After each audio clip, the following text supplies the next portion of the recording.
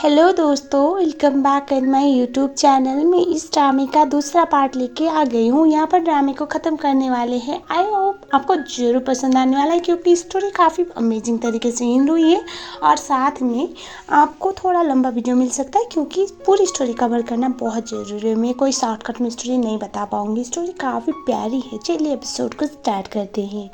तो हम देखते हैं इस वाले एपिसोड के स्टार्टिंग में ये लोग जा रही होती है। उस टाइम पे रास्ते पे बहुत भीड़ लगा हुआ था और गुस्सी गाड़ी से बाहर निकलती है और एक ओल्ड मैन होते हैं जिनको वहाँ पर फेन दिखाया जाता है। मतलब वो ज़मीन में पड़े हुए थे। गुस्सी भाग जाती है और उसके बाद उनको ठीक करने की ट्राई करती है, उनको सीपीआर देने की ट्राई करती है। इस समय पर जो जियांग होता है उसे अपनी जिनजिन याद आती है। और उस टाइम पे जिनजिन एक ओल्ड लेडी थी, यानी कि वो उसकी दादी माँ ही थी। उनका इस तरह से हार्ट अटैक आने के टाइम पे उसने सीपीआर दे के उनको ठीक किया हुआ था। उनको वो मोमेंट याद आता है। मन ही मन में सोचता है मुझे इसके साथ रहना क्यों अच्छा लगता है और मुझे ऐसा फील क्यों होता है कि ये मेरी जिनजिन की तरह है। ऐसा मन ही मन में सोचता है। उसके बाद वो उसको हाथ देता है और वो उठती है और उसके बाद वो गाड़ी में बैठने के लिए बोलता है। उसे छोड़ने चला जाता है और बोलते हैं मैं शाम को तुमसे मिलने आऊँगी, तुम्हारे घर पर साहब मिलना चाहता है मुझसे। वो चुपचाप सुन लेता है। तभी तो उसी मन मन में सोच रही थी, ऐसे तो मुझ पे हक जताता रहता है, मुझ पे इस तरह से बरसता रहता है, लेकिन अभी इतना शांत क्यों है। और बाद में हमें दिखाया जाता है हॉस्पिटल में वो काम कर रही होती है। उसकी कलीग आके बोलती है एक वीडियो आया है, ये तो तुम हो ना। तभी कुछ बोलते हाँ। वहाँ पर वो सीपीआर देने वाला सब कुछ वायरल हो रहा होता है। और बाद में किस तरह से जियांग ने उसका हाथ दिया और वो गाड़ी में बैठी, सब कुछ वायरल हो रहा था। वो बोलती है तुम्हारा बॉयफ्रेंड देखा, ऐसे तुम्हारा बॉयफ्रेंड काफ़ी हैंडसम है। गुस्सी बोलते हैं नहीं नहीं नहीं, ये मेरा बॉयफ्रेंड नहीं है। और बाद में वो सोचती है चल क्या रहा है। उसके बाद वो फौरन कॉल करती है जियांग को ताकि वो पूछ सके। वो फ़ोन लग नहीं रहा था। घर पे जाती है और वो बोलती है आज जो हुआ उसका क्या मतलब था, अगर किसी को पता चलेगा तो क्या होगा। और ये सुनने के बाद वो बोलता है तुम्हारा मतलब। तभी गुस्सी बोलती है मेरा मतलब। और तभी वो उठता है, उसके आगे आगे चलने लगता है। गुस्सी पीछे पीछे होती है और वो बोलती है देखिए मिस्टर जियांग, मुझे ना इन सब चीज़ों से फ़र्क नहीं पता, लेकिन मुझे पता है आपका इमेज बहुत ज़्यादा मैटर करता है। आप तो अपने खानदान के वारिस हो और मुझ जैसे मामूली डॉक्टर के साथ इनवल्व होना आपको अच्छा नहीं लगेगा।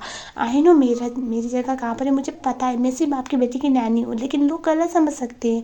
यू नो ना मैं क्या कहना चाहती हूँ। आई होप आप मुझे गलत ना समझी। तभी जो जियांग था वो बोलता है तुम इस बात से डर रही हो कि कहीं ये भी थी हो हुआ जिनको ना दिखे, तुम इस बात से परेशान हो। बोलती नहीं नहीं ऐसी कोई बात नहीं है। तभी वो बोलता है अगर ऐसी बात नहीं तो तुम परेशान क्यों हो रहे हो, मुझे फ़र्क नहीं पड़ता, मुझे बस तुम्हारी फिक्र है। ऐसा बोलता है। वो तो शौक में आती है और सोचती है कहना क्या चाहता है। इसको ये समझ ही नहीं आता कि इसकी बातें हर बार डबल मीनिंग होती है। पता नहीं किस सेंस में बोलता है और मैं कुछ और समझ लेती हूँ। और उसके बाद हमें दिखाया जाता है तभी कॉल आता है वाजिन का और वो उसका फ़ोन छीनता है और उसके बाद फ़ोन देता है और वो बोलता है उठाओ फ़ोन। और उसके बाद वो बोलता है स्पीकर पे लगाओ। और उसके बाद हमें दिखाया जाता है वो फ़ोन रिसीव करती है। वो अजिन को बोलती है तुम ऑलरेडी अपने लाइफ में मूव ऑन कर चुके हो। मैंने लास्ट टाइम भी बोला था कि मुझे परेशान करना बंद करो, तो प्लीज़ डोंट कॉल मी। तभी वो अजिन बोल रहा होता है तो वीडियो में क्या दिख रहा है गुस्सी, ये चल क्या रहा है। वो अजीम बोल रहा होता है, लेकिन हमारा साहबजादा ये सब कुछ बोल रहा होता है। और उस टाइम पे ऑलरेडी जियांग जो होता है उससे फ़ोन छीन के बहुत हाइट में फ़ोन को लगा रहा था और उसके बाद गुस्सी उसके पीछे पीछे फ़ोन छीनने के लिए भागे जा रही होती है। बाद में वो फ़ोन को छीन के फ़ोन को काट देती है और वो बोलती है वो जो भी बकवास कर रहे हैं मुझे फ़र्क नहीं पड़ता। और ये सुनने के बाद जियांग बोलता है नॉट बैड, तुम काफ़ी ज़्यादा इंप्रेसिव हो चुकी हो, तुम्हें अब समझ में आ चुका है कि किसके साथ किस तरह से बात करना है। डोंट वरी, तुम्हारी ये चीज़ ना इफेक्ट नहीं करेगी, मुझे फ़र्क नहीं पड़ता, लेकिन अगर तुम्हारी इमेज को इस चीज़ टार्निश कर रहा है तो मैं इसको हटवा दूंगा। ऐसा वो बोलता है। और उसके बाद फ़ोन में किसी को कॉल लगाता है और वो बोलता है जो न्यूज़ मेरे और गुस्सी के बारे में चल रहा है उसको 1 घंटे के अंदर इरेज करवाओ। मुझे 1 घंटे के बाद वो न्यूज़ दिखनी नहीं चाहिए। और उसके बाद हमें दिखाया जाता है गुस्सी बोलती है क्या आप सच में हटवा सकते हो इन न्यूज़ को।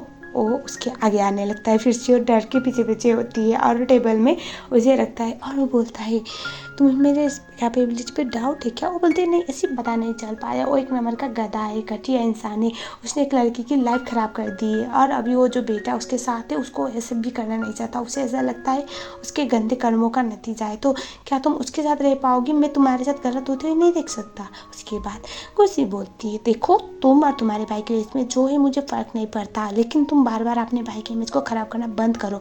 मुझे बता दो, मैं अपने भाई को पसंद नहीं करती, इस बात की वजह से मुझे अपने भाई के साथ नहीं देख पा रहे हो, लेकिन अब बहुत हो गया, तुम भी अपनी लाइफ में बंद कर चुके, तो मुझे भी मुँह बंद करने दो, गेट लॉस्ट बोल के फ़ोन को काट देती है। और उसके बाद हमें दिखाया जाता है जो गुस्से होती है वो हमारी जिया को बोलती है कि मुझे पता है ये क्या क्या करना चाहता है, लेकिन डॉन्टोरी में इसकी बातों में नहीं आऊँगी, मुझे पता है मैं कौन हूँ। वो उसको पीछे से हक करता है और वो बोलता है आज भी तुम्हें इन सब चीज़ें फ़र्क कर पड़ती है ना, तुम बोलती हो तुम लाइफ में मूव ऑन कर चुकी हो, लेकिन तुम हुआ जिनको उसकी वाइफ के साथ देखती हो तो अच्छा नहीं लगता ना तुम्हें। वो बोलती है इन सब चीज़ें फ़र्क नहीं पड़ता।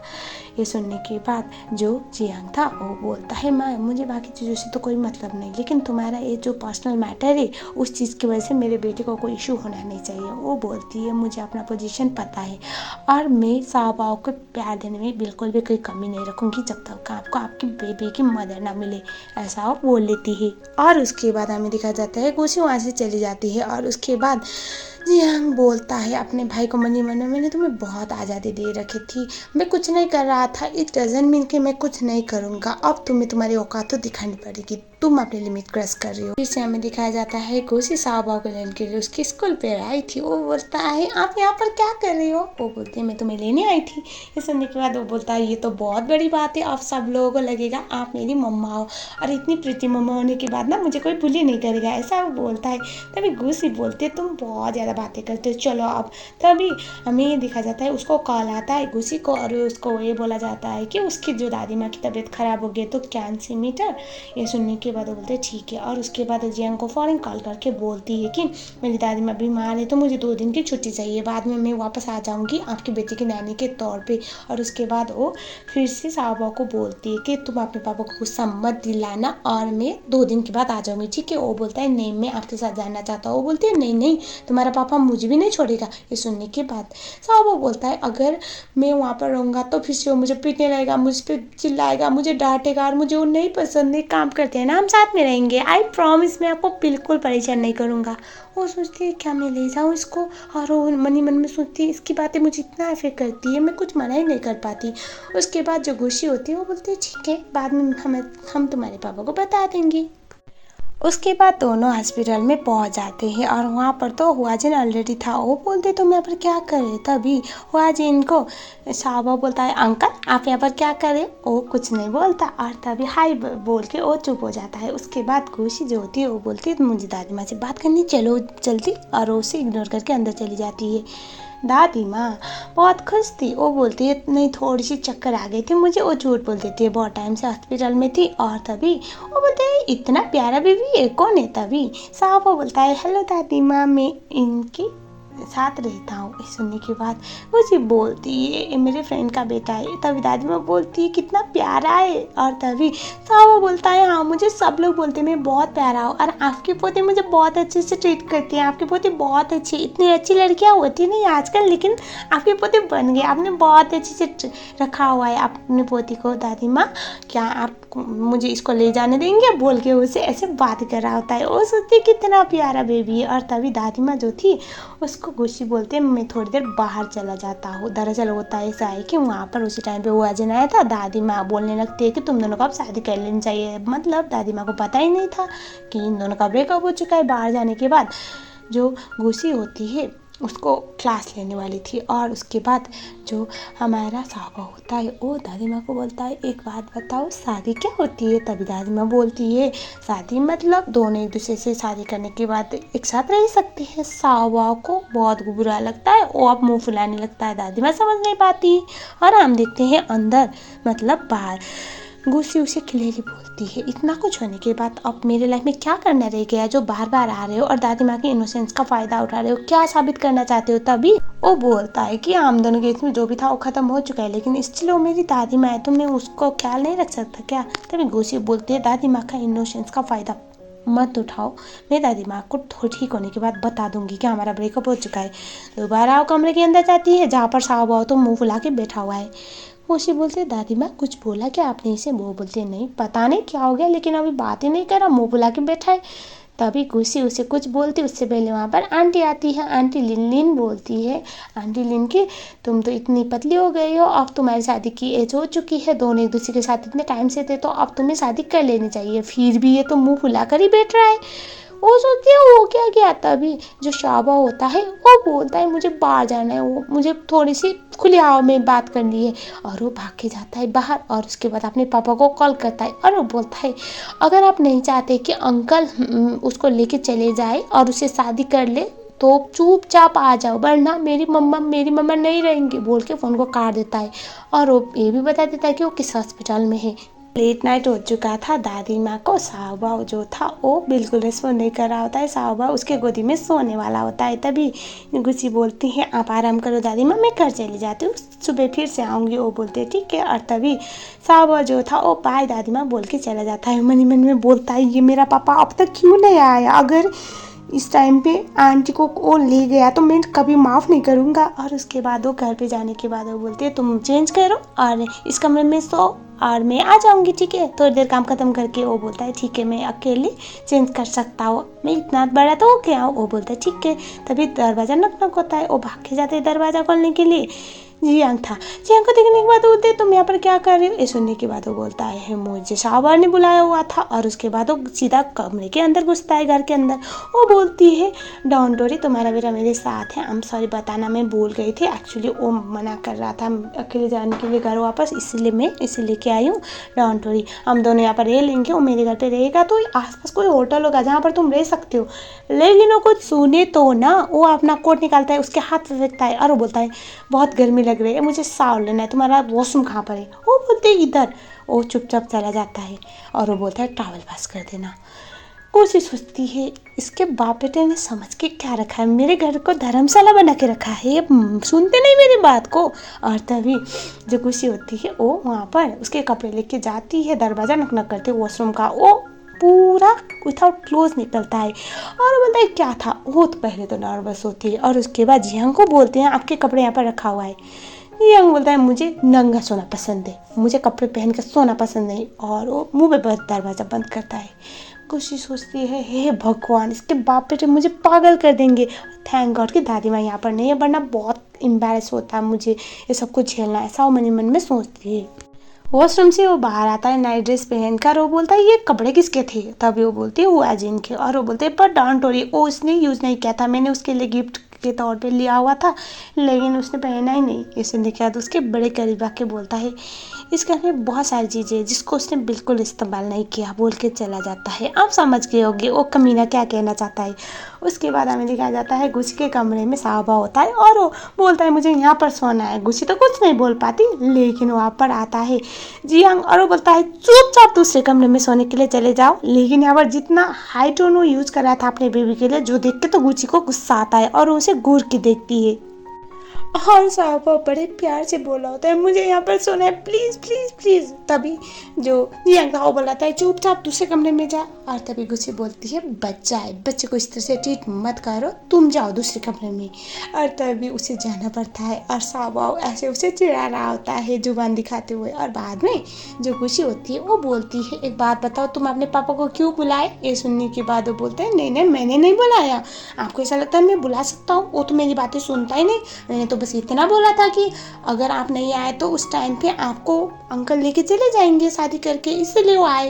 ये सुनने के बाद वो बोलते हैं सच्ची में। तभी बोलता है हाँ। और तभी वो बोलता है मैं नहीं चाहता कि आप अंकल के साथ शादी करके चले जाओ, और पापा तो मेरे लिए नहीं आपके लिए आए थे। वो मन ही मन में सोचती है क्या सच्ची में ये मेरे लिए आया है। उसके मन में एक क्वेश्चन आने लगे। देखते हैं वो वॉशरूम में होता है दरवाज़ा, वो विथआउट नॉकिंग अंदर चली जाती है। वो तो डर जाती है, उसके बाद सॉरी बोलती है। वो बोलते हैं कि मुझे याद नहीं रहा कि मेरे घर में इतने सारे लोग रह रहे हैं। और उसके बाद गुस्से कुछ बोलती उससे पहले वहाँ छावा बोला होता है जल्दी आओ जल्दी मुझे भूख लगी है। तभी खुशी बोलते हैं मैंने तुम्हारे लिए ब्रेकफास्ट रेडी किया हुआ है। और उसके बाद वो जो जियांग था उसको बोलती है आप चाहिए, लेकिन ये दोनों एक दूसरे से टकरा रहे थे। उसके बाद वो जाने के लिए बोलती है। उसके बाद गुस्सी किचन की तरफ गई और उसके बाद वहाँ पर साओबाओ के पास जियांग जाता है। वो भागने वाला तो उसे जोर से पकड़ के बोलता है, तू मेरा बेटा है लेकिन मेरे सर पे नाचता है, अब बता चल क्या रहा है, और तू अपने घर पे होने की जगह पे इसके घर पे कर क्या रहा है, और मुझे क्यों कॉल करके बुलाया। वो बोलता है मैं करना नहीं चाहता था, लेकिन मैंने सुना कि आंटी अंकल के साथ शादी करके चले जाएंगे, उस टाइम पे मैं उनको मम्मा नहीं बोल पाऊंगा, क्या आप उनको रोक नहीं सकते। ये सुनने के बाद बोलता है तुम्हें किसने बोला। तभी साहबा बोलता है आंटी की दादी माँ और उनकी आंटी थी, उन्होंने बोला कि उन दोनों की शादी होने वाली है, और अगर शादी करने के बाद दो लोग एक दूसरे के साथ रहते हैं उसका मतलब तो ये हुआ ना वो मुझे मिल नहीं सकती, वो मुझे मिलने के लिए कभी नहीं आएंगी, तो मैं नहीं चाहता कि आंटी मुझसे मिलना बंद करे, तो क्या आप रोक नहीं सकते इस चीज़ को। ये सुनने के बाद वो बोलता है एक बात बताओ तुम्हारे मन में इतनी सारी चीज़ें कैसे आ जाती है। वो बोलता है मैं आपकी तरह बेवकूफ़ नहीं हूँ ना पापा। और तभी वो उसे बोलता है प्लीज़ आप आंटी को उनसे शादी करने के लिए रोक लो। वो बोलता है बड़ों की चीज़ों में बच्चे नहीं घुसते, ठीक है ना। और उसके बाद वो बोलता है तो आंटी का क्या, क्या आंटी को किसी और के साथ शादी करके जाने दोगे। वो बोलता है वो मैं देख लूँगा। उसके बाद वो बोलता है ये आप दुनिया के सबसे अच्छे पापा हो, और ऐसे हाँ करके बोलता है मुझे पता है आप आंटी को कभी अपने आप से दूर जाने दोगे ही नहीं, क्योंकि आंटी बहुत अच्छी है। तभी उसे दूर करता है एक हाथ से और बोलता है इतना मक्खन लगाना मुझे पसंद नहीं, दूर रहे दूर। डॉक्टर से मिलकर वापस आने के बाद उसे थोड़ी सैड लग रही होती है, और उसके बाद जियांग उसे पूछता है, वो बोलती है कि दादी माँ को किसी बड़े हॉस्पिटल में शिफ्ट करने के लिए बुला हुआ है। तो अभी जो जियांग था वो बोलता है ठीक है तो हम सिटी के मेन हॉस्पिटल में शिफ्ट करवाते हैं। वो मन ही मन में सोचती है बहुत महंगा फी है जो मैं शायद अफोर्ड ना कर पाऊँ। तभी वो बोलता है डोंट वरी मैं देख लूँगा। और तभी वहाँ पर आता है हमारा बंदा हुआ जिन बोला होता है कि तुम घूसी को इस तरह से यूज नहीं कर सकते, उसको परेशान करना बंद करो। तभी वो घूसी को अपने पास खींच के बोलता है घूसी मेरी पार्टनर है अभी, तो तुम तो शादी कर चुके हो, जाओ ना भाभी को खुश करो, तुम किसी और की गर्लफ्रेंड को क्यों परेशान करने के लिए आ गए हो, बोल के उसे लेके चला जाता है। गुजे उसे बोलते हैं तुम अपने भाई को इतना हेट क्यों करते हो। ये सुनने के बाद वो बोलता है कि क्या तुम्हें बुरा लग रहा है। तभी वो बोलते हैं नहीं ऐसी कोई बात नहीं। तभी जो हमारा बंदा था वो बोलता है अगर तुम चाहती हो कि तुम हुआ जिनसे दूर रहो और उसे बिल्कुल भी परेशान ना करो, वो तुम्हें परेशान करना बंद करे, तो चुपचाप दादी माँ को शिफ्ट करने के लिए रेडी हो जाओ, ऐसा वो बोलता है। और उसके बाद वो किसी कॉल करता है जो उसका डॉक्टर फ्रेंड था, और वो बोलता है एक पेशेंट आने वाली है तो उनके लिए रेडी हो जाओ। गोशी सोचती है मन ही मन में कि ये इतना ज़्यादा अच्छा है क्यों दिखा रहा है। उसके बाद जो उसका कार्डियो सर्जन डॉक्टर होता है दोस्त, जो उसे बहुत ज़्यादा ऐसे छेड़ रहा होता है क्योंकि उसके लाइफ में कोई लड़की सेकेंड टाइम इंटर कर रही थी और उसे इतना वैल्यू भी दे रहा था। उसके बाद वहाँ पर डॉक्टर्स आए हुए होते हैं, और तभी हमें ये दिखाया जाता है गोशी पहले तो जियांग से उसको मिलाती है मेरा फ्रेंड बोलकर, और दादी माँ उसे थैंक यू बोलती है। और तभी डॉक्टर बोलते हैं कि हम यहाँ पर बाहर फॉरेन के डॉक्टर को बुलाए हुए हैं स्पेशली आपकी दादी माँ को इलाज करने के लिए। और डॉक्टर भी बोल रहे होते हैं कि डोंट वरी हम उनका ट्रीटमेंट करवा लेंगे, मुश्किल है लेकिन इम्पॉसिबल नहीं है। तभी डॉक्टर को थैंक यू बोलते हैं। तभी डॉक्टर बोलते हैं आप मिस्टर जियांग को थैंक यू बोलिए क्योंकि वो मुझे अपने कॉस्ट पे यहाँ पर लेके आए हुए हैं। तभी वो थैंक यू बोलती है जियांग को। तभी जियांग उसे स्माइल करता है और उसके बाद कुछ लिखता है जो वो फ़ोन को देखने के लिए चल जाती है। उसमें मैसेज आया हुआ था कि मुझे बेड में थैंक यू कर बोल लेना। दादी माँ का ऑपरेशन होता है और डॉक्टर ने क्लियरली बोला था कि मैंने तो जितना करना था कर दिया, और अगर आप सच में थैंक यू बोलना चाहते हो तो मिस्टर जियांग को बोलिए। और उसके बाद वो बाहर की तरफ निकल लेती है, और उसके बाद हमें दिखाया जाता है जियांग का कॉल आता है, और उसके बाद वो घर पे जाती है और जियांग उसे बुला लेता है। और उसके बाद वहाँ पर जो हमारी जोशी होती है उसके फ्लोर पे जाती है। उससे वो फ्लैशबैक थोड़ा सा ऐसे धुंधला धुंधला सा याद आ रहा था जब वो ब्लाइंड था और वो जिन के रूप पे उस घर पे थी, लेकिन वो इतना ध्यान नहीं देती। बाद में वहाँ पर दादी माँ होती है जो जियांग की दादी माँ थी, और दादी माँ जैसे गुची को देखती है वो बोलती है तुम जिन हो ना। उनको ना जिन ही याद आ रही होती है। तभी वो बोलती है कौन जिन दादी माँ। तभी जो जियांग था वो बोलता है दादी माँ आपको ज़्यादा चढ़ गई होगी शायद, आपकी मेडिसिन का इफेक्ट है, जिन नहीं एक गुची है मेरी बेटी की नानी। ये सुनने का तो बोलते हैं हाँ दादी माँ। और उसके बाद वो उसके साथ हेलो हाई करती है, और उसके बाद वो बोलता है दादी माँ का अच्छे से ख्याल रखना था मुझे, इसलिए मैं वीक में 1-2 बार यहाँ पर मिलने के लिए आ जाता हूँ। दादी माँ अभी इतना ज़्यादा सब कुछ याद नहीं कर पाती, सॉरी वो कुछ भी बकवास कर रही है। गाड़ी में वापस आने के बाद ना जो गुस्सी थी वो उसे पूछती है जिन कौन है, क्या मैं सच में जिन की तरह दिखती हूँ। वो नहीं बोलता। वो वो बोलती है मैं गाड़ी चला रही हूँ, आप थके नहीं हो, आप ऐसा नहीं कर सकते क्या। वो बिल्कुल कुछ नहीं बोलता। जैसे जिंजीर का नाम सुना उसको ना ऐसे लग गया कि कोई बहुत बड़ा ट्रॉमा आ गया, वो कुछ बोले नहीं पाता। तभी वो उसे मन मन में सोचती है शायद इसकी एक्स गर्लफ्रेंड जिसको वो बहुत प्यार करता है। और उसके बाद घर से बाहर निकलने के बाद वो बोलती है मुझे दादी माँ से मिलने के लिए जाना है कल, तो मैं अभी सोने के लिए चली जाती हूँ। उसको अपने पास खींचता है और वो बोलता है मैंने जो मैसेज भेजा था मुझे लगता है तुम्हें समझ में नहीं आया। और तभी वो बोलते हैं नहीं मुझे कल सुबह जल्दी दादी माँ को मिलने के लिए जाना है, इसीलिए आई एम सॉरी अभी नहीं। तभी वो उसे अपने पास खींच के बोलता है लेकिन मुझे तो अभी चाहिए, ऐसा वो बोल के उसको बहुत क्लोज जाता है। तभी हमें ये दिखाया जाता है वहाँ पर साव आता है और बोलता है आंटी को बुली करना बंद करो पापा। और तभी वो सोचता है ये कबाब में हड्डी हर बार बनने के लिए मेरा बेटा क्यों आता है। और तभी गुस्सी बोलती है ऐसी बात नहीं, तुम्हारे पापा मुझे परेशान नहीं कर रहे थे।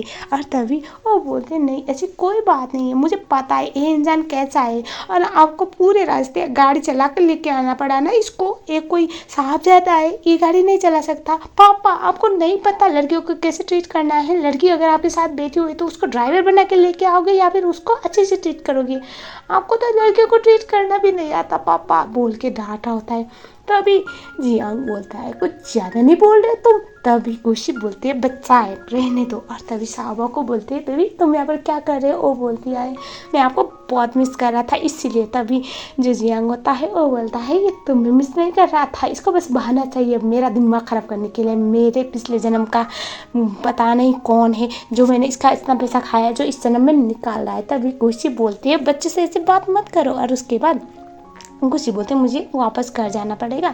और तभी जियांग जो था वो बोलता है नहीं आज मत जाओ। तभी साहब बोलता है पापा चुपचाप आंटी को उनकी दादी माँ तक पहुँचाने का काम आपका है और आप गाड़ी चला के जाओगे, आंटी को गाड़ी चलाने नहीं दोगे, आपको समझ में नहीं आता, आप जेंटलमैन नहीं हो। अगर आपसे पहले मैं पैदा हुआ होता तो मैं आंटी को कितने अच्छे से रखता, आपको तो लड़कियों को ट्रीट करना ही नहीं आता, कितने खराब इंसान हो आप बोल के वो वहाँ से चला जाता है। उसके बाद गुस्से बोलती है उसने ज़्यादा बोलते हैं आई एम सॉरी लेकिन मैं चाह रही हूँ कि बाई। तभी उसे रोक के बोलता है मेरे बेटे ने अभी अभी बोला है कि आंटी को हॉस्पिटल तक लेके जाना, उनको घर तक छोड़ना, ड्राइवर बनो, अब बनना पड़ेगा वरना मेरा बेटा फिर से मेरे सर पे नाचेगा बोल के उसे रोक लेता है। और उसके बाद गुस्सी स्माइल करती है। अगले दिन में दिखाया जाता है गुस्सी हॉस्पिटल में जाती है, अपने आंटी को बोलती है दोबारा आप उसे कॉल मत कीजिएगा। तभी वो बोलती है क्या हुआ। तभी वो बोलती है कि हम दोनों का ब्रेकअप हो चुका है। दादी माँ अपनी आंखें खोलती है वो रोने लगती है और वो बोलती है तुम्हारी लाइफ में कभी कुछ अच्छा नहीं हुआ है, ऐसा क्यों हो रहा है,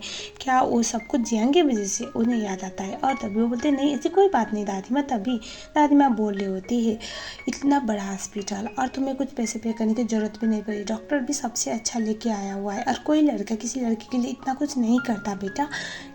और उस टाइम पे दादी माँ को बोलते हैं दादी माँ आप ज़्यादा सोच रही हो। और उसके बाद वो सो जाती है दादी माँ के साथ वहीं पर वेट करते करते। और सुबह को दादी माँ उससे देखती है और उनको फ्लैशबैक याद आता है जहाँ पर गुस्सी प्रेग्नेंट हो गई थी और उसके बाद उसको गाड़ी ने ठोक दिया था। और उसके बाद हमें दिखाया जाता है दादी माँ मन ही मन में सोचती है तुम्हारी लाइफ में कभी कुछ अच्छा नहीं होता। और उसके बाद फिर से हमें दिखाया जाता है जियांग जो होता है अपना काम कर रहा था लेकिन उसका पूरा ध्यान तो गुस्सी के मूवमेंट्स के साथ ही था, मतलब गुस्सी के साथ जो भी क्लोज मूवमेंट्स थे अब उसको फ़र्क पड़ने लगा था। वो सोचता है वो नहीं है फिर भी उसने मेरे दिमाग पे बस करके रखा हुआ है कैसी लड़की है। तभी उसका डॉक्टर फ्रेंड कॉल करके बोलता है उसकी दादी माँ कल डिस्चार्ज हो रही है। वो बोलता है तो मुझे क्यों बता रहे हो। तभी वो बोलता है ऑब्वियसली तुमने फ़ोन किया है सब कुछ तो तुम्हें बताना तो पड़ेगा ना। और उसके बाद वो फ़ोन को काट देता है। और उसके बाद उसका डॉक्टर फ्रेंड मन ही मन में बोल रहा होता है कि अब तुम्हें अपने लाइफ में मूव ऑन करने के लिए यही सही है, तुम्हें आप मूव ऑन करना पड़ेगा। अगर गुस्सी मिल चुकी है तो उस टाइम पे और सही है और जिन जो है वो तुम्हारे लिए एक सपना है जो कभी रियलिटी बन नहीं सकती, ऐसा वो सोचता है। और उसके बाद हमें दिखाया जाता है जो गुस्सी होती है अपनी दादी माँ को लेकर जा रही होती है। तभी वहाँ पर जियांग आया था। जियांग को देखने के बाद तो बोलते हैं आप यहाँ पर क्या कर रहे हो। बोलता है दादी माँ को डिस्चार्ज मिलने के बाद में उनको घर नहीं छोड़ सकता क्या। वो बोलती है आप परेशान मत होइए।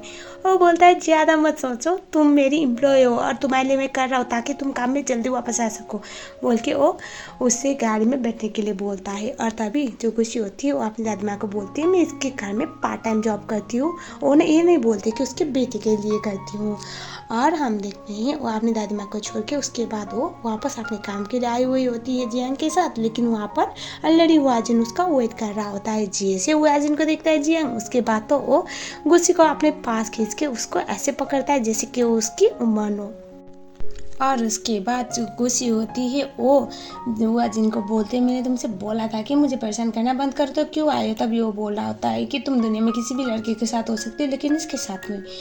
तभी जियांग बोलता है मुझे वो इंसान बता रहा है कि मुझे किसके साथ रहना है किसके साथ नहीं, जिसने सक्सेस को पाने के लिए पैसे और प्रॉपर्टी के लिए एक लड़की का सहारा लिया और उसके साथ शादी करने के बाद रीच बनाए, वो मुझे सिखा रहा है बोल के वो गुस्से के गाल पे किस करता है। उसके बाद वो वहाँ से एम्बारस हो रहा होता है और तभी वो कॉल करता है अपनी भाभी को यानी कि हुआजिन की बीवी को और वो बोलता है भाभी आपको एक सरप्राइज़ देना है और वो वीडियो ऑन करने के लिए बोलता है।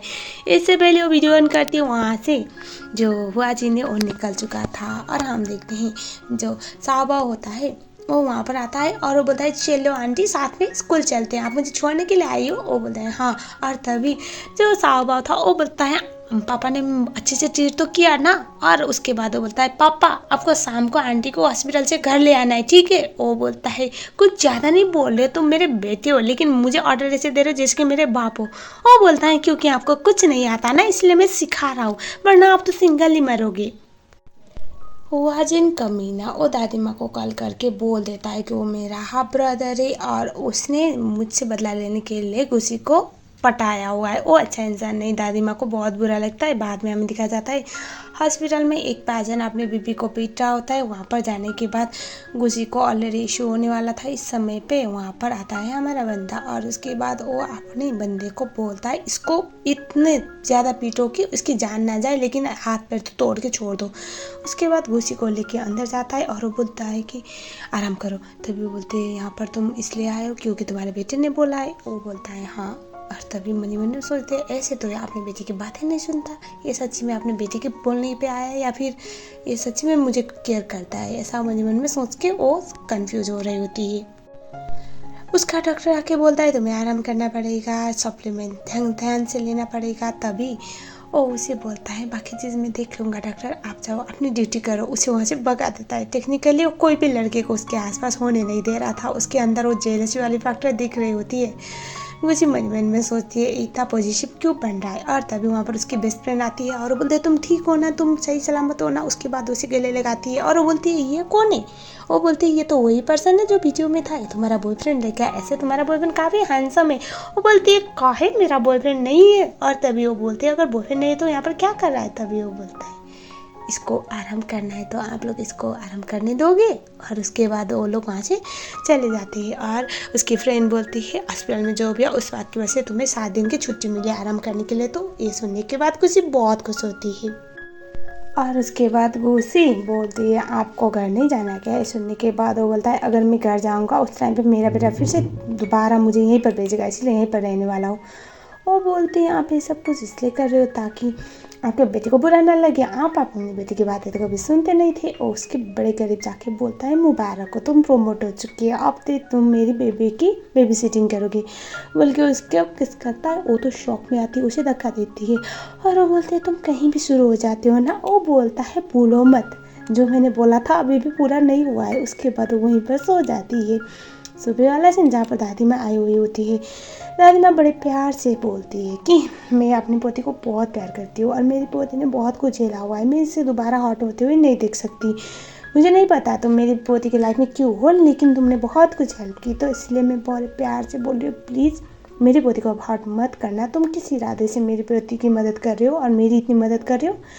तभी जो जियांग था वो बोलता है आपकी बेटी आपकी जो पोती है वो मेरे बच्चे का ख्याल रखती है और मेरा बेटा आपकी पोती को बहुत प्यार करता है, अपनी मम्मा की तरह ट्रीट करता है और इसी बात की वजह से मेरा फ़र्ज़ बनता है उसकी हर ज़रूरत को पूरा करने का और वो मेरी बेटी की नैनी है, ऐसा वो बोलता है। दादी माँ कन्विंस होती है। दादी माँ बोलती है अगर दोबारा या फिर कभी मेरी पोती दोबारा हॉट हुई या फिर कुछ हुआ तो मैं किसी को नहीं छोड़ूंगी, मैं अपनी जान भी दे सकती हूँ बोल के उसको बोलती है कि प्लीज़ उसे हॉट मत करना। वो बोलता है ऐसा कभी नहीं होगा दादी माँ।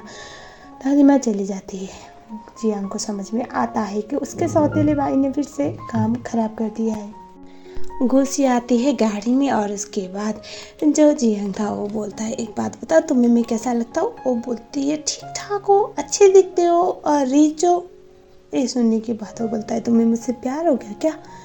वो बोलते, क्यों? तभी वो बोलता है, अगर प्यार नहीं हुआ तो तुम्हारी दादी माँ मुझे ऐसे क्यों ट्रीट करे, जैसे कि मैं उनकी पोती को उनसे छीन के ले जा रहा हूँ। वो बोलती है, ऐसी कोई बात नहीं है। और वो बोलती है, कुछ नहीं, मेरी दादी माँ मुझे बहुत प्यार करती है, उन्हें डर लगता है कि कोई मुझे हर्ट ना करे। वो बोलता है, मैं तो नहीं हर्ट कर रहा हूँ ना। और उसके बाद वो उसे गाड़ी में बैठने के लिए बोलता है। गाड़ी में बैठती है और उसके बाद वो सीट बेल्ट लगा लेती है और गुसी बोलती है, मेरी दादी माँ मुझे बहुत प्यार करती है, इसलिए सब कुछ आई एम सॉरी। वो बोलता है, मैं ऐसे बूढ़ी औरत के साथ लड़के क्या करूँगा, स्वभाव तो था ही नहीं। वो बोलती है, कहाँ गया? वो बोलता है, तभी कुछ दिन मेरी मॉम के साथ रहेगा। ये सुनने का तो बोलती है, अगर साहब आपकी मॉम के साथ रहेगा तो मैं यहाँ पर क्या कर रही हूँ, क्योंकि मैं तो आपकी बेटी की नानी हूँ। वो सुनने के बाद गुसी को जियांग बोलता है, तुम्हें यहाँ पर क्यों रखा है तुम्हें पता है, और तुम सुनना चाहते हो मेरे मुँह से, या फिर तुम इतनी ज़्यादा सेमलेस हो कि बार बार रिपीट करवाना चाहती हो? चुपचाप यहाँ पर रहो और अपनी काम करो, ऐसा वो बोलता है। गुसी जो होती है कुछ टेस्ट कर रही होती है जो जियांग ने बनाया हुआ था, और वो बोलता है, कैसा है? वो बोलता है, मैंने तो कभी टेस्ट नहीं किया ये चीज़, तो मुझे इतना आइडिया नहीं कि इसका टेस्ट कैसा होता है। वो उसी स्पून से पी लेता है और वो बोलता है, नॉट बैड। और उसके बाद वो बोलता है, मुझे थोड़ी देर सोना है, और वही नैप लेने लगता है। गुसी सोचती है, इसने वही चम्मच यूज़ किया जो मैंने यूज़ किया है। और उसके बाद वो सो रहा था, काफ़ी प्यारा लग रहा था। गुसी उसके पास जाती है, बड़े प्यार से दिखती है, और उसके ऐसे फेस पे एक बाल आया था जिसको हटाने के लिए हाथ ले ही जाने वाली थी। तभी वो अपनी आंखें खोलता है और उसे जिनजिन याद आती है। जिनजिन जिस तरह से उसके साथ अच्छा हुआ करती थी, और एक दिन अचानक से जिनजिन गायब हो गई, उसे पता ही नहीं चला कहाँ गई। उसके बाद वो डर जाता है और उसके बाद वो जिनजिन बोलता है और उसके बाद वो उसको किस करने लगता है। गुसी तो शौक में आती है और उसके बाद वो रुक जाता है और गुसी बोलते, फिर से आपको कोई बुरा सपना आया क्या? वो वहाँ से सॉरी बोल के भाग जाता है। अभी वो समझ नहीं पाती क्या हुआ है, बाद में हमें पता चलता है। घर पर साओबान ने एक बच्चे के साथ लड़ाई की क्योंकि उसने उसे विथआउट मदर वाला बेबी बोल दिया, और दादी माँ बहुत परेशान थी, यानी कि गुशेन जो जियांग था उसकी मॉम। और उसके बाद हमें दिखाया जाता है वहाँ पर वो बोले होता है कि मुझे अपनी मम्मा चाहिए, और आप बोलो ना पापा को उनसे शादी करे। वो आंटी बहुत अच्छी है। वो बोलती है, ऐसी बात है क्या, चलो तुम्हारे पापा को बुलाओ। और तभी कुछ जो जियांग है उसे कॉल किया जाता है, हमें दिखाया जाता है वहाँ पर हुआ जिनके साथ मिलने के लिए जियांग गया हुआ आता है, और वो बोलता है, तुम मेरे भाई हो लेकिन तुम मुझे सुकून से जीने नहीं देते ना, चल क्या रहा है तुम्हारे दिमाग में, बार बार मेरे लिए मुसीबत क्रिएट कर रहे हो, तुम्हें पता है अगर मैं एक्शन पे आ गया तो क्या होगा। वो बोलता है, दुनिया में कुछ भी हो सकता है लेकिन तुम गुस्से से दूर रहो। ये सुनने के बाद वो हंसता है और वो बोलता है, तुम्हें ये चीज़ बर्दाश्त नहीं हो पाता ना कि गुसी तुम्हारी गर्लफ्रेंड थी इतने सालों से और अभी मेरे साथ ही, या फिर ऐसा है कि तुम इतने सालों से उसके साथ होने के बाद भी उसके साथ फिजिकल हो नहीं पाए जो मैं हो पाया। तुम्हें पता है उसके साथ सोना कितना ईजी है, तुम कन्विंस नहीं कर पाए। बोलता है, उसे बड़ा गुस्सा आता है। बाद में हमें दिखाया जाता है वो घर पे चला जाता है, जहाँ पर अपने बेटे के फेस में स्कार देख के वो शॉक में आता है। के बाद अपने बेटे के फेस में स्कार देखने के बाद वो उसे डांटने लगता है, फिर से तुमने स्कूल में लड़ाई की। वो डरता है और तभी जो मॉम थी वो उसे बोलती है, बच्चा है उसे जाने दो। उसके बाद फैंग उसे लेके अंदर की तरफ घुस जाता है। उसके बाद मॉम बोले होती है, वो लड़की इतनी अच्छी है तो उससे शादी कर लो, क्योंकि साहब उसकी बहुत तारीफ कर रहा है और उसे एक माँ की ज़रूरत है। वो बोलता है, नहीं, इस जन्म में जिन के अलावा कोई और मेरी बीवी नहीं बन सकती। वो बोलती है कि वो नहीं है, वो एग्जिस्ट नहीं करती, वो मर चुकी है, तुम्हें समझ में क्यों नहीं आता। तभी वो गुस्सा करता है और वो बोलता है, वो सिर्फ मेरे बच्चे की नानी है, मेरी बीवी नहीं बन सकती। और तभी वहाँ से चला जाता है। खुशी जो होती है वो सो रही होती है, लेकिन सोने के टाइम पे उसे फ्लैशबैक याद आ रहा होता है जहाँ पर किस तरह से हुआजिन ने उसे धोखा दिया था, और वो रो रही होती है, इसीलिए हुआजिन का नाम ले रही थी। वहाँ पर जियांग जाता है और जियांग को बिल्कुल अच्छा नहीं लगता कि वो सोते टाइम उसका नाम ले रही है।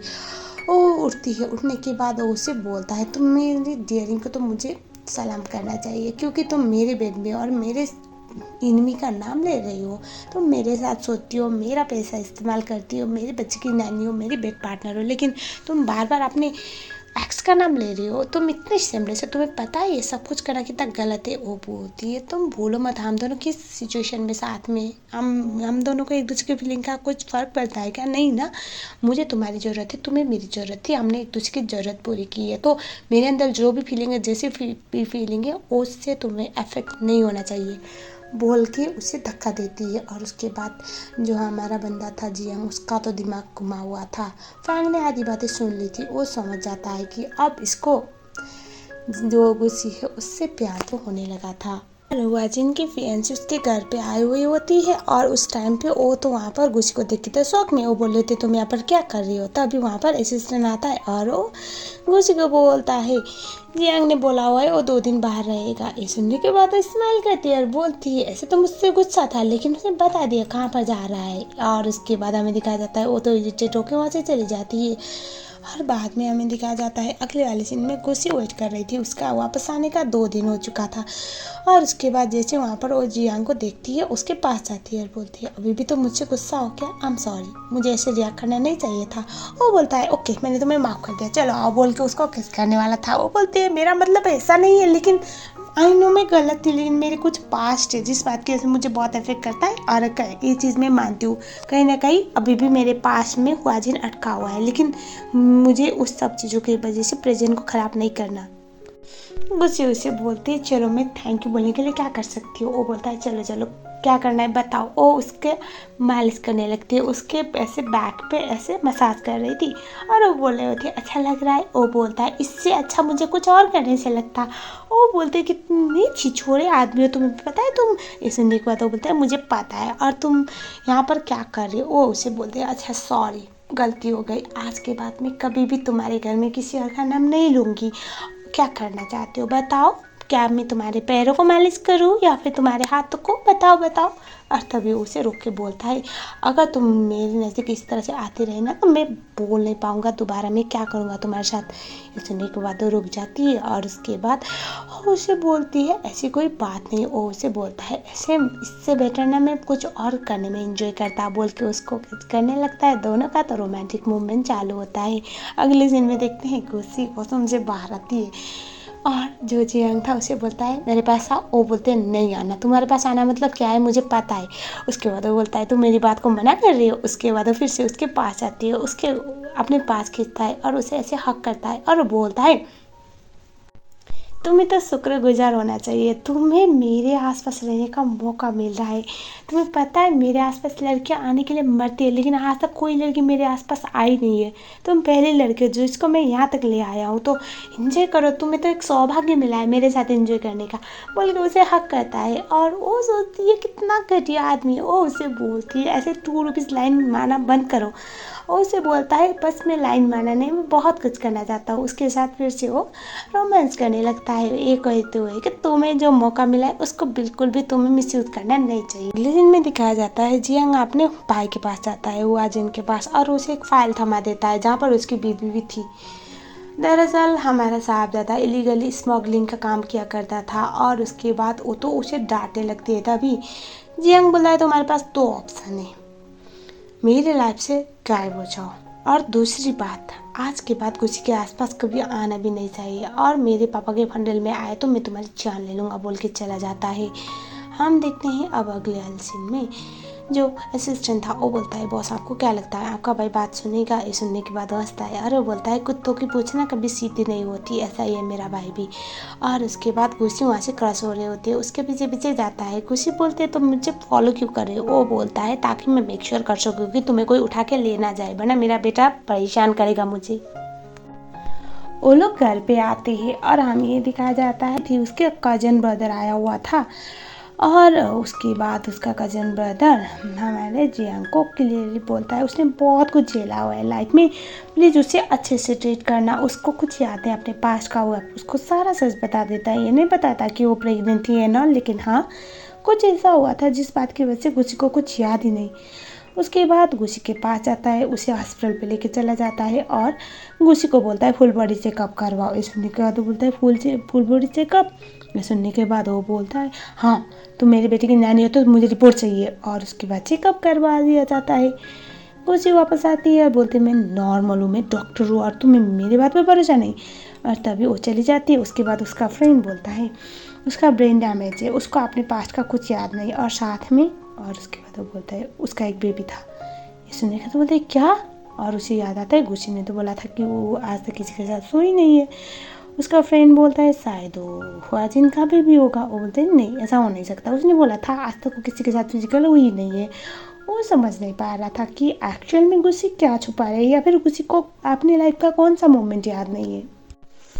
अब तो ये तो बहुत परेशान होता है। गुस्सी उसे बोलते मेरे फेस में कुछ लगा है जो देख रहे हो। ऐसे सुनने के बाद गुस्सी उसे बोलता है, गुस्सी को जियांग बोलता है एक बात बताओ, तुम मेरे पास क्यों आई थी उस टाइम पे हेल्प मांगते हुए? तुम अपने एक्स के पास भी तो जा सकती थी ना। गुस्सी बोलती है क्योंकि उस टाइम पे मुझे ये पता था कि तुम उसे बिल्कुल भी नहीं छोड़ोगे, और साथ में उसकी जो बीवी है वो सिर्फ तुमसे डरती है। और उसके बाद वो बोलता है कि एक बात बताओ, तुम मुझे किस तरह से दिखती हो? वो बोलती है तुम मुझे अच्छे से ट्रीट करते हो, मैं तुम्हारे बेबी की नैनी हूँ, बस इतना ही। और वो उसे बोलता है आर यू श्योर, उससे अपने पास खींचता है। गुस्सी बोलती है ऐसे पागल वाली हरकतें क्यों कर रहे हो, ऑब्वियसली हमारा रिश्ता तो ऐसे ही स्टार्ट हुआ था ना। वो बोलती है हाँ। और उसके बाद जो जियांग था वो बोलता है कि क्या सच में हम दोनों के बीच में यही रिलेशनशिप है? वो बोलता है हाँ। और तभी जियांग जो था मन ही मन में सोच रहा होता है कि मुझे सच तो पता लगाना पड़ेगा, और मुझे ये सब चीज़ें इतने इफेक्ट क्यों कर रही है। उसके बाद वो सोचता है मुझे इसके दादी माँ के साथ बात करनी पड़ेगी। उसके बाद घर पे जाने के बाद जो जियांग था वो दादी माँ को पूछ लेता है। दादी माँ पहले तो घबरा जाती है, बाद में वो बोलता है कि मेरे पास उसके लिए ओरिट हूँ, प्लीज़ आप मुझे बताएं। मैं उसे पूछ नहीं सकता तो दादी माँ बता देती है। जब गुस्सी मुझे मिली थी तब वो ऑलरेडी प्रेग्नेंट थी, और वो बता देती है कि किसका बेबी है, कभी नहीं पता, एक्सीडेंट हुआ था। उसके बाद गुस्सी को कुछ याद नहीं, बात ख़त्म। अभी जियांग जो था वो सोचता है मुझे सच तो पता लगाना पड़ेगा। और तभी दादी माँ बोलती है पता नहीं कौन कमीना था जो गुस्सी को प्रेग्नेंट कर गया था, लेकिन इस बात की वजह से गुस्सी ने बहुत कुछ झेला हुआ है, तो प्लीज़ उसको गुस्सी को कभी भी इसके बारे में मत बताना। ये सुनने के बाद तो बोलते कि ठीक है दादी माँ, मैं पता कर लूँगा। बाद में गुस्सी आती है और गुस्सी को आने के बाद गुस्सी को बोलता है चलो वापस चलते हैं। दादी माँ बोलती है प्लीज़ गुस्सी को अच्छे से ट्रीट करना, गुस्सी कभी भी ये सब कुछ हैंडल नहीं कर पाएगी, गुस्सी ने बहुत कुछ देखा है। तभी जो हमारा बंदा था वो बोलता है हाँ डोंट वरी। उसके बाद गुस्सी उसे पूछती हुई कि क्या हुआ है, कुछ है क्या जो मुझे छुपा रहे हो? वो नहीं बताता। उसके बाद हमें ये दिखाया जाता है गुस्सी और जियांग एक होटल में खाना खाने के लिए गए हुए होते हैं, और वही बंदा जिसका लास्ट टाइम गुस्सी के साथ लड़ाई हो गया था वो उसे परेशान करने वाला था, वहाँ पर आता है जियांग। जियांग उसे बोलता है वो मेरी गर्लफ्रेंड है, अगर इसको हाथ भी लगाया ना तो मैं तुझे गायब करवा दूंगा। डर के मारे वो चला जाता है। बाद में गुस्सी डर के पूछती है डर डर के कि आपने बोला अभी मैं आपकी गर्लफ्रेंड हूँ। ये सुनने के बाद जियांग बोलता है ऐसे कुत्ते कमीने लोगों को ना यही बोल के डराया जा सकता है, वरना वो दोबारा तुम्हें बाद में परेशान करने के लिए फिर से आ जाएगा। गुस्सी जो होती है वो ऐसे घर में टहल रही होती है। जियांग उसके पास आता है और उसे पूछता है परेशान हो? ये सुनने के बाद गुस्सी बोलती है हाँ थोड़ी सी हूँ। तभी उसको ऐसे उसके करीब जाने की ट्राई करता है, वो उसे रोकती है और वो बोलते हैं मैं आपकी बेटी की नानी सिर्फ यही हूँ और मेरी औकात यही है। ये सुनने के बाद जो जियांग था वो बोलता है कि क्या तुम अपना पोजीशन बढ़ाना चाहती हो? ये सुनने के बाद वो बोलती है नहीं, मेरी इतनी कैपेसिटी कहाँ पर है, मेरी इतनी कैपेबिलिटी कहाँ जो मैं आपकी लाइफ में वो पोजीशन ले पाऊँ। आपकी लाइफ में ऑलरेडी कोई है। और उसके बाद वो उसके हाथ पे स्कार देखते हुए बोलती है एक बात बताओ ये स्कार क्या है? वो कुछ नहीं बोल पाता, और उसके बाद वो बोलती है इसका वो साबित करता है कि आपकी लाइफ में किसी की तो बहुत ज़्यादा अहमियत थी, और उस टाइम पे मैं बस आपके लिए एक प्लेथिंग की तरह हूँ। मैं आपकी बेटी की नानी हूँ और मेरा काम है आपके बेटे का ख्याल रखना, इसके अलावा कुछ नहीं। मैं इससे ज़्यादा सोचूं इतनी मेरी औकात कहाँ। ऐसा वो बोलती है। उसके बाद वो वहाँ से चली जाती है। तभी गुस्से जो था जो जियांग था उसे रोकता है और वो बोलता है मैं अलाउ नहीं करूँगा तुम्हें अपने आप से दूर जाने के लिए, लेकिन वो वहाँ से धक्का दे के चली जाती है। जियांग मन ही मन में सोचता है अगर मुझे अपने लाइफ में मूव ऑन करना है तो मुझे सब कुछ रोकना पड़ेगा, जिन जिन का चैप्टर ख़त्म करना पड़ेगा। ये गुस्सी के लिए फेयर नहीं है, मुझे गुस्सी के लिए लॉयल होना है, मैं सब कुछ यहीं पर रोकना चाहता हूँ। ऐसा मन ही मन में सोचता है। उसके बाद वो किसी को कॉल करता है, वो अपने बेटे को घर पे बुला लेता है। उसकी मॉम खुश थी, फाइनली उसने अपने बेटे को अपने साथ हमेशा रखने के लिए मान लिया होता है। और उसी समय में हमें ये दिखाया जाता है गुस्सी बाय बोलने के लिए आई हुई होती है अपना सामान पैक करके। तभी मॉम उसको देख के तो शॉक में वो बोलती है जिन जिन। तभी जियांग बोलता है आपने किसका नाम लिया? तभी वो बोलते हैं नहीं मेरा कोई मतलब नहीं। तभी गुस्सी उसे हाय बोलती है आंटी को और अपना नाम बोलती है। वो मन ही मन में सोचती है तो लोग एक दूसरे की तरफ देख सकते हैं क्या। उसके बाद वो अब वहाँ से जो जियांग है उसको लेके बाहर की तरफ चली जाती है। और उसके बाद जो गुस्सी होती है उसको देख के तो परेशान थी। मॉम बोलती है कि मुझे तुमसे बात करनी है, उसे लेके चली जाती। उसके बाद जो साव बाव था वो गुस्से को बोलता है कि आप मुझे छोड़ के जाने वाली हो। वो बोलते नहीं बेटा मुझे।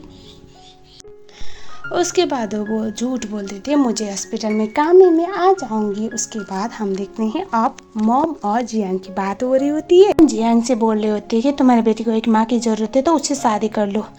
वो बोलता है पर आप क्यों बोल रहे हो। वो बोलती ही नहीं कि क्यों बोलना चाहती है, एक्चुअल बात नहीं बताती, बस जीत पकड़ के बैठती है कि उसे शादी करनी पड़ेगी, शादी करनी पड़ेगी, जो उसे बिल्कुल पसंद नहीं आता। और आपको तो पता है जियांग का नेचर, जियांग कभी भी फोर्सफुली कुछ नहीं करता, जिस बात की वजह से वो अपनी मम्मी की बातों को टाल देता है और वो बोलता है मुझे शादी नहीं करनी, और आप मुझे रीज़न बताओगे तो मैं कर लूँगा ना।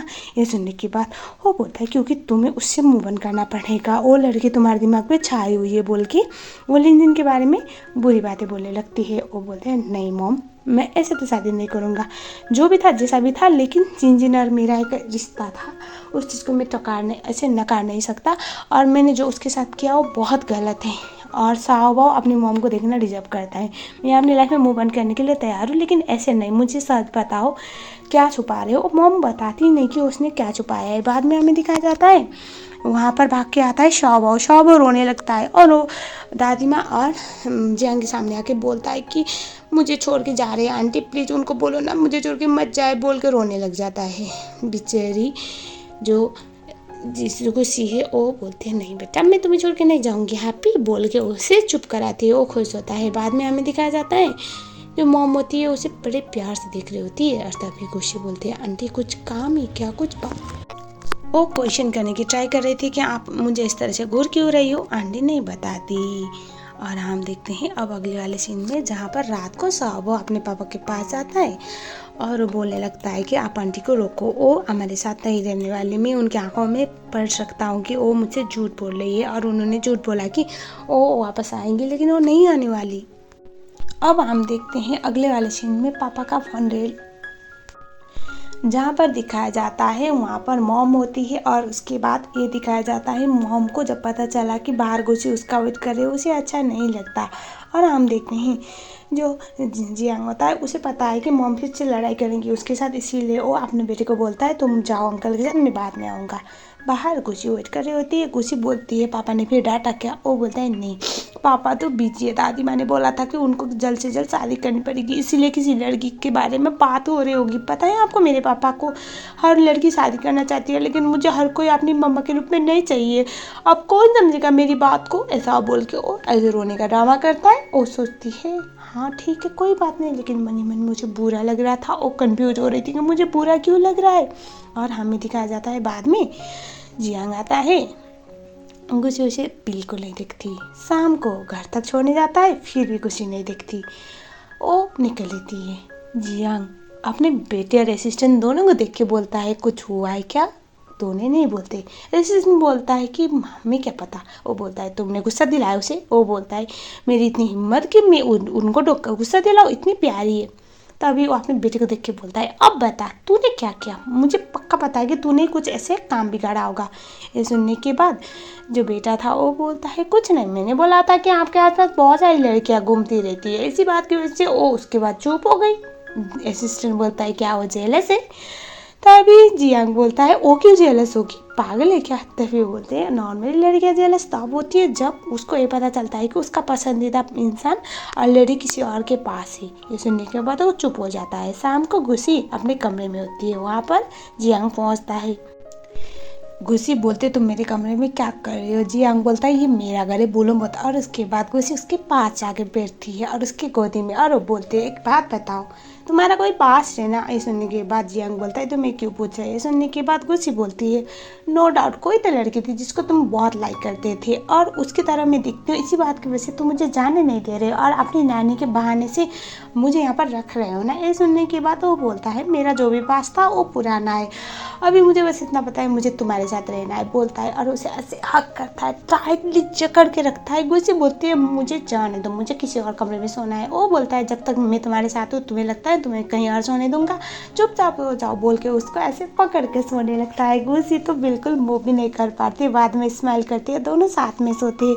बाद में हमें दिखाया जाता है जो जियांग था वो एक डॉक्टर के पास मिलने के लिए चला जाता है। ये डॉक्टर कोई और नहीं वही था जिसने 5 साल पहले गुसी का वो इलाज किया हुआ था।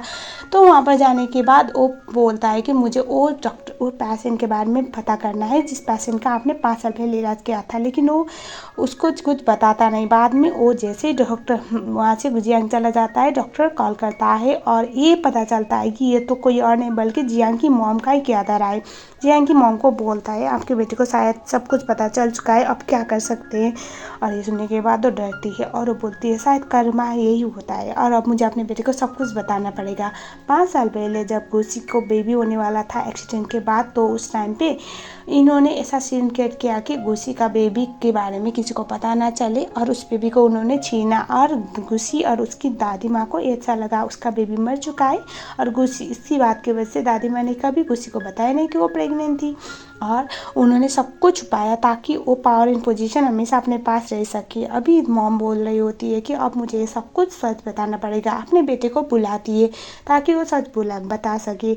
लेकिन हमें ये दिखा जाता है यहाँ पर हुआजिन भी आया हुआ था, उसे आज अपनी स्टेप मॉम और अपने स्टेप ब्रदर से बात करनी थी।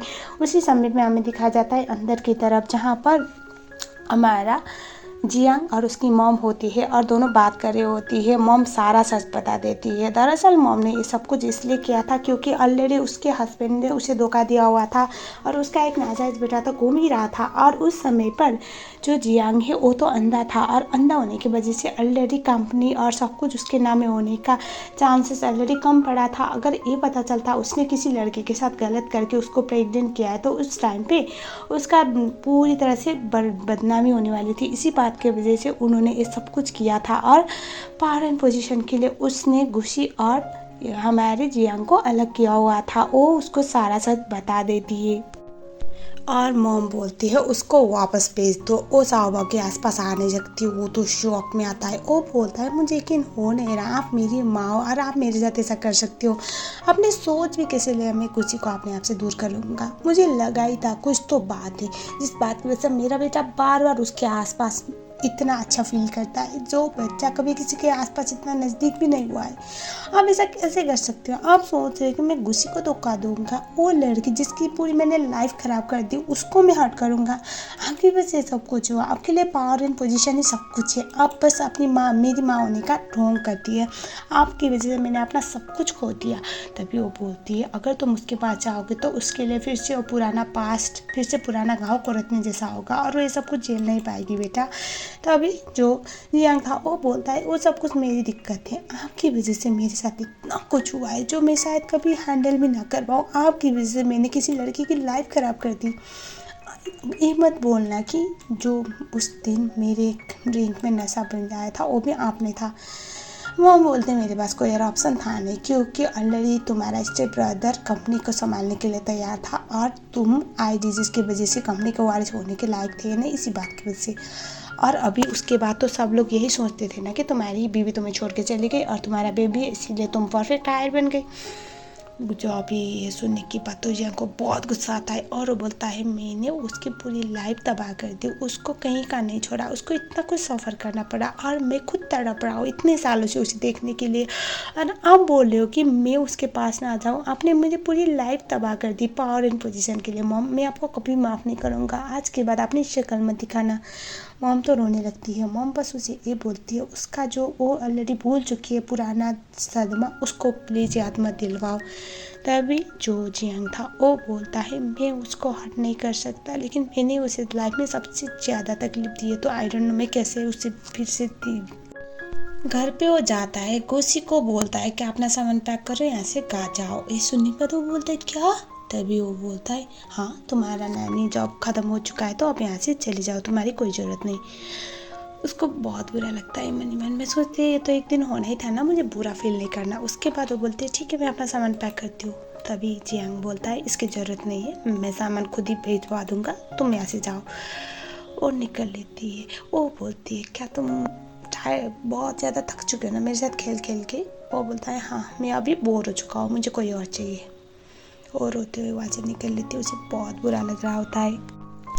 और गुस्सी मनी मन में सोच रही होती ये तो एक दिन होना ही था ना, मुझे बुरा क्यों लग रहा है। मैं खुद ही अपने आप को बेवकूफ़ बना रही थी। मेरे दिल में उसके लिए फीलिंग आने लगी थी। वो तो मेरे लिए कभी सीरियस था नहीं, बस मैं ही शायद ज़्यादा सीरियस हो गई, ऐसा वो मनी मन में सोच के रोती हुई जा रही होती है। उसके बाद हमें दिखाया जाता है जंग उसके पास भाग के जाता है, उसे पीछे से हक करता है और वो रोने लगता है और वो बोलता है आई एम सॉरी।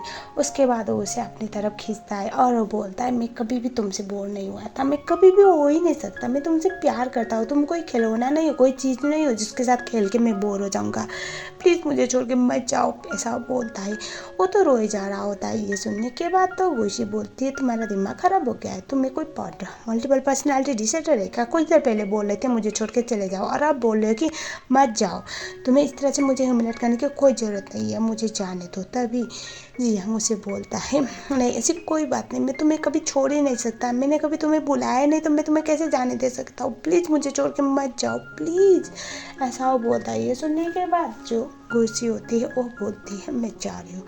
तभी उसे बोलता है हम शादी कर लेते हैं, लेट्स गेट मैरिड। उसके बाद खुशी बोलती है तुम्हें पता है तुम क्या बोल रही है, तुम्हारा दिमाग ख़राब हो गया है। तभी उसे किस करने लगता है।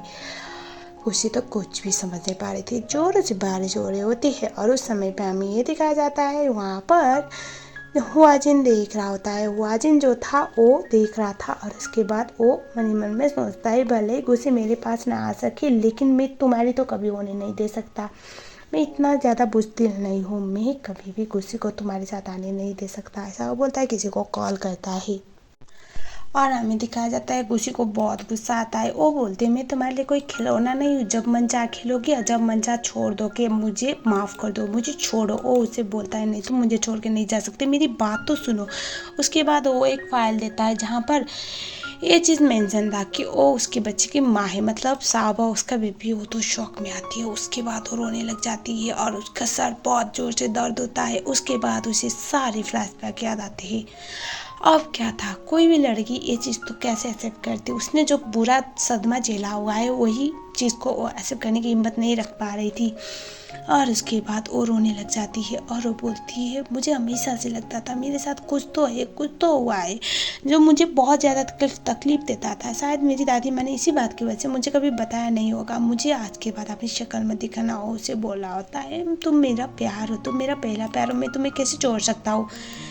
तब ये खुशी बोलती है मैं तुम्हारे पहले प्यार नहीं, मैं बस तुम्हारी जिद हूँ। वो जिद हो जो गलती तुमने की हो उसका तुमने भरपाई करने के लिए उस चीज़ को तुमने प्यार का नाम दिया है, वो बस तुम्हारे अंदर का एक गिल्ट है। बोलती है और वो बोलती है तुम्हारी शक्ल मुझे दोबारा कभी भी नहीं दिखनी है, दफ़ा हो जाओ। उससे धक्का दे के चली जाती है। वो तो बहुत ज़्यादा रोने लग जाते हैं, बहुत ज़्यादा, क्योंकि आज उसके पास एक भी शब्द नहीं थे। जिस लड़की को मिलने की उसने मन्नतें की आज वो मिल तो गई थी लेकिन इस हाल में वो खुद ही अपने आप से नज़र नहीं मिला पा रहा था। दादी माँ के पास जाती है, गुस्सी रोने लगती है। वो बोलती है कि जियांग कहाँ पर है, वो तुम्हारे साथ नहीं है क्या, उसने प्रॉमिस किया था तुम्हारा ख्याल रखेगा। वो बोलती है आज के बाद उसके नाम मत लेना, वो बिल्कुल भी अच्छा नहीं है। दादी माँ सोचती है मुझे हमेशा से पता था कि सिर्फ हुआजिन ही उससे सच्चे से प्यार करता है। उसके बाद वो उसे कॉल लगाती है और हुआजिन साला कुत्ता कमीना वही तो वेट करके बैठा हुआ था। और उसके बाद हमें दिखाया जाता है वो चला जाता है हॉस्पिटल में और हमें दिखाया जाता है गुसी के पास होता है। कुछ बोलते तुम यहाँ पर क्या कर रहे हो, दादी माँ बोलती है मैं बुला के लेके आई हूँ इसको। और वो बोलती है कि तुम इसके साथ अच्छे से ट्रीट करना और इसको कभी हर्ट मत करना है, मुझे नहीं पता तुमने क्या किया है। उनको अब तक नहीं पता कि उसने किसी और से शादी की हुई है। अब वहाँ पर आती है हुआ जिनकी बीवी, उसे डांटने लगती है। वहाँ पर घोष जो जियांग है वो आके सारा सिचुएशन को संभाल लेता है। और उसके बाद दादी माँ बोलती है मुझे सच बताओ तुम दोनों के इसमें ऐसा क्या हुआ था। ये सुनने के बाद वो बोल देता है सारा सच। वो तो रोने लग जाती है, उसे पीटने लगती है तुम्हारी वजह से मेरी पोती की पूरी लाइफ बर्बाद हो गई। वो उसे बोलता है मैं अपनी हरकतों के लिए शर्मिंदा हूँ लेकिन मुझे गुस्से के साथ पूरी लाइफ गुजारनी है, प्लीज़ मुझे इस तरह से ठुकराइए मत, मुझे अपने हरकतों पे बहुत ज़्यादा शर्मिंदा महसूस होता है, प्लीज़ दादी माँ। तभी गुस्सी बोलती है आज के बाद अपनी शक्ल में दिखाना। वो बोलता है तो हमारा बेबी है सा, तुम क्या सच में इस तरह से मुझे छोड़ के जाओगी गुस्सी। तभी दादी माँ बोलती है हमारा तुम्हारा बेबी है, हमें उसे वापस लाना पड़ेगा। वो बोलते हैं हाँ हम अपने बेबी को वापस लाएंगे लेकिन पहले आप आराम कीजिए क्योंकि दादी माँ की तबीयत खराब हो रही होती है। उसके बाद दादी माँ अंदर जाती है, गुस्सी को वो बोलता है मुझे तुमसे बात करनी है। गुस्सी बोलती है अगर मैं तुम्हारी शक्ल देखूंगी मुझे वही पुरानी चीज़ें याद आएगी जो मैं बोलना चाहती हूँ। अगर तुम सच्चे में मुझसे प्यार करती हो तो एक एहसान कर दो मुझसे, आज के बाद मुझे अपनी शक्ल मत दिखाना, मैं समझूंगी तुम मुझसे बहुत प्यार करते थे, मैंने तुम्हें माफ़ कर दिया। ऐसा बोलती है, दरवाज़ा उसके मुंह पे बंद करती है। उसके बाद दिखाया जाता है वो अपनी मॉम को मिलने के लिए जाता है और वो बोलता है आपको सारा प्रॉपर्टी और जो भी कंपनी है सब कुछ आपके नाम पे मैं करने वाला हूँ। मैं अपने बेटे को लेकर मैं गुस्सी के पास जाना चाहता हूँ। ये सुनने के बाद तो बोलते है तुम क्या बोले, तुम्हें पता है ना तुम मुझे जीते जी मारना चाहती हो, तुम मेरे साथ नहीं रहोगे मेरे बुढ़ापे में। वो बोलता है आपको मुझसे नहीं पावर एंड पोजीशन से प्यार है इस फैमिली का, तो आपको आपका पावर एंड पोजीशन मुबारक हो मॉम। अब मुझे अपने लाइफ में आगे बढ़ना है, मुझे फ़र्क नहीं पड़ता कुछ मुझे इस समय में माफ़ कर पाएगी या नहीं, लेकिन मैं हर दिन उसके पास जाऊँगा, उसे माफ़ी मांगने की ट्राई करूँगा, उसका दिल जीतने की ट्राई करूँगा, एक न एक दिन तो मुझे माफ़ कर ही लेगी। आफ्टर ऑल हमारा बेबी है, ऐसा वो बोलता है। और तभी वहाँ पर सांप आता है और वो बोलता है पापा आप रो क्यों रहे हो। वो बोलता है चलो बेटा मम्मा के साथ। ये सुनने का तो बोलता है कि मम्मा, कौन मम्मा। और तभी वो बोलता है तुम्हारी आंटी तुम्हारी असली मम्मा है। वो तो बहुत कुछ होता है और वो बोलता है मुझे पता था वो मेरी मम्मा है। ये वो तो नाचने लगता है। और इस समय पे हमें दिखाया जाता है जो जियांग था वो बहुत सैड था। वो बोलता है हाँ बेटा चलो मम्मा के साथ चलते हैं। आई डोंट नो मुझे तो माफ़ नहीं कर पाएगी, शायद तुम्हें अपना ले, ऐसा वो बोलता है। वो दोनों चले जाते हैं और दरवाजे के सामने जो शाहबा था वो इतना कुछ था। वो बोला होता है पापा मैं ठीक तो लग रहा हूँ ना, मैं अच्छा तो लग रहा हूँ ना, मैं डरती नहीं लग रहा हूँ, मैं नाइस बॉय तो हूँ ना। वो बोले जा रहा होता है, वो बोला होता है हाँ बेटा तुम बहुत अच्छे लग रहे हो, तुम्हें मम्मा ज़रूर हाँ अच्छे से ट्रीट करेंगी। वो बोलता है मैं तो ठीक हूँ लेकिन आपने क्या उलिया बनाया है, थोड़ी अच्छी शक्ल बनाओ वरना मम्मा आपकी वजह से फिर से हमें भगा देंगी, अच्छे से रहो पापा। और तभी वो बोलता है हाँ ठीक है बेटा, और रोने लगता है। उसके बाद दरवाज़ा पीटता है और बोलता है मम्मा जल्दी बाहर आओ मम्मा। और उसके बाद वहाँ पर जो गुस्सी होती है वो बाहर आती है और उसके बाद बोलता है मम्मा, और वो ऐसे प्यार से हक करता है और बोलता है मुझे पता था आप ही मेरी मम्मा हो, आप मैं आज के बाद मदरलेस नहीं हूँ बोल के रोने लगता है। वो उसे हक करती है। उसके बाद वो इतने खुश था, इतना खुश था। गुस्सी जो होती है वो वहाँ पर जियांग को अपने पास बुला लेती है, उसे भी हक करती है। That's it. यहीं पर स्टोरी ख़त्म हो गई। आई डोंट नो शायद इसका एक और सीज़न है या फिर हो सकता है गुस्सी ने उसको माफ़ कर दिया उसकी हरकतों के लिए। एट द एंड जो भी हुआ था उसमें कहीं ना कहीं उसकी टोटली गलती थी नहीं। अब जो भी है उसकी मम को उसकी गलती की सज़ा मिल चुकी है और बाकी चीज़ें तो यही है। और जहाँ तक आपको लग रहा होगा हुआ जिनका क्या हुआ उसकी बीवी उसको छोड़ देती है। तो यहीं पर स्टोरी ख़त्म हो गई। सच बताओ इन दोनों की स्टोरी एक्सप्लेन करने में जो प्राउड फील होता है ना किसी और के लिए नहीं होता। ड्रामा काफ़ी ज़्यादा अच्छा था, उम्मीद है आपको पसंद आया होगा। अगर आया है तो वीडियो को लाइक ज़रूर कर लीजिएगा। मैं आप लोगों से मिलती हूँ एक और ड्रामे के साथ, और हो सकता है फिर से एक बार इन दोनों के ड्रामे के साथ, क्योंकि मेरे पास इन दोनों की बहुत सारे स्टोरीज हैं। आपको बताओ कि आप लोग कैसे स्टोरी देखना पसंद करते हो और साथ में किस तरह की स्टोरी को मेरे चैनल में लाइक करते हो। प्लीज़ जाने से पहले अपना थॉट ज़रूर बताना इस ड्रामे को लेकर। I will be back with another drama soon.